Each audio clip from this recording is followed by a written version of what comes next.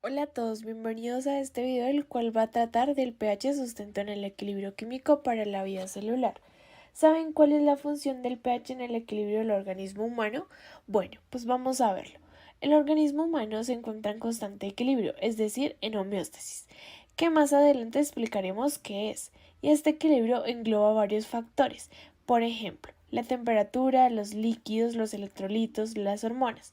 Pero también uno de estos factores es el equilibrio del pH, el cual tiene una función primordial de mantener una variedad de enlace que se encuentra en los componentes orgánicos del ser vivo, como lo son las proteínas, los lípidos y los carbohidratos, así como otras sustancias primordiales en el funcionamiento del mismo, como las enzimas que al verse alteradas por el pH pueden estar implicadas en el mecanismo de lesión celular.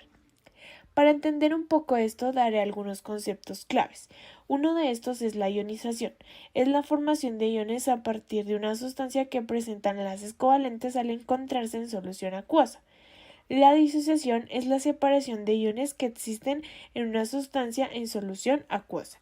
La constante ionización o disociación es la constante de equilibrio de una disociación iónica y es igual al producto de las concentraciones iónicas entre las concentraciones de la sustancia disociada.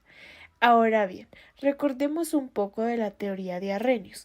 La primera definición conceptual de ácidos y bases fue propuesta por Arrhenius a finales del siglo XIX. Él dijo que al formarse en soluciones ácidas se liberaba el ion hidrógeno y al formarse en soluciones básicas se liberaba el ion oxidrilo. ¿Sabes quiénes fueron Bronsted y Lowry? Estos dos químicos ampliaron la teoría de Arrhenius, permitiendo tener una nueva teoría en la cual el concepto de ácido queda definido como una sustancia que cede protones y una base como una sustancia que acepta protones de otra sustancia donadora. El pH puede afectar al organismo de muy distintas maneras, independientemente de la forma que sea, acidosis o alcalosis. Además, estas infecciones se pueden detectar por medio de la clínica, pero molecularmente es difícil determinar en qué momento dado el pH influye en los dos principales patrones de muerte celular.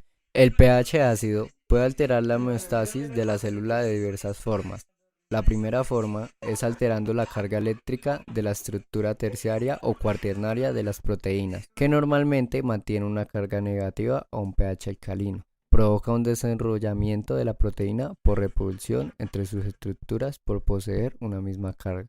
La segunda forma es que las enzimas, al estar expuestas a un pH bajo, sufrirán algo similar: desnaturalización, alteración de la carga original, modificación de su estructura de tal manera de que sus sitios activos no ajusten con su sustrato. El control fino del pH sanguíneo se logra por la tensión del CO2 y la concentración del bicarbonato. Estos últimos se regulan de manera muy estrecha en la sangre. De acuerdo a la relación de equilibrio de la masa, el ion hidrógeno positivo es proporcional. El ácido carbónico está en equilibrio con el CO2, debido a que el CO2 suele combinarse con el agua para formarlo. Esta formación de ácido carbónico suele ser muy lenta en el plasma, pero como la mayor parte del CO2 difunde el glóbulo rojo, esta unión suele acelerarse 1000 veces más con ayuda de una enzima llamada anhidrasa carbónica. Además, el CO2 disuelto en la sangre está en relación con el CO2 en estado gaseoso y con su coeficiente de solubilidad. Con ello se produce la ecuación de Henderson, la cual es una sustitución de la ecuación representativa de la constante de equilibrio de una disociación iónica. Con frecuencia no pensamos en la acidez en términos de hidrógenos positivos. En este término muestra una simple relación inversa del término pH más familiar. La concentración del ion hidrógeno positivo a una temperatura normal de 37 grados es de 40 nanomoles sobre litro o 40 nanoequivalentes sobre litro, lo cual nos da un pH de 7.4. Como la concentración de hidrógenos positivos se expresa en unidades de pH, se diseñó la ecuación de Henderson-Hasselbalch, la cual establece la definición fisicoquímica de pH sanguíneo. Ya sabiendo todo esto, podemos calcular el pH en una solución si se conoce la concentración molar de iones bicarbonato y la de PCO2.